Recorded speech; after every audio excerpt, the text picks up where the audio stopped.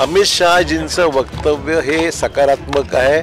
बाबासाहेब आंबेडकरांच्या बद्दल नितांत आदर संपूर्ण देशाला आहे, भाजपच्याही नेतृत्वाला आहे आणि त्यांचं म्हणण्याचा संकेत हाच असावा की बाबासाहेब आंबेडकरांचं नाव घेत असताना बाबासाहेब आंबेडकरांची शिकवण जी आहे, संविधानामध्ये त्यांनी ज्या काही गोष्टीचं नमूद केलेलं आहे त्या सगळ्या गोष्टीची अंमलबजावणी करण्या इतपत सर्वांनीच लक्ष दिलं तर देशामध्ये फार मोठा आमूलाग्र बदल दिसेल, हा त्यांचा म्हणण्याचा उद्देश होता।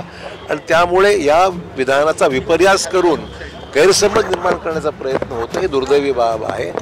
बाबासाहेब आंबेडकरांच्या बद्दल नितांत आदर आम्हा सर्वांना आहे आणि म्हणून त्यांनी जे काही संविधानाच्या माध्यमातून या देशाला दिलेलं आहे ते त्याचं अनुकरण झालं पाहिजे, त्याच्यामध्ये अंमल झालं पाहिजे। हेच खऱ्या अर्थाने बाबासाहेबांच्या बद्दल आपला जो आदर आहे त्यातूनच खरं व्यक्त होणार आहे। कुठल्याही गोष्टीचा राजकीय फायदा उचलून त्याचा गैरसमज निर्माण करण्याचा प्रयत्न होतोय ही त्याची दुर्दैवी बाब आहे। असे मंत्री कोणाला करायचं न करायचा सर्वस्वी मुख्यमंत्र्यांचा अधिकार आहे आणि त्यामुळे स्वाभाविक काही लोकांना अपेक्षा होत्या, काही घडलं काही घडलं नसेल।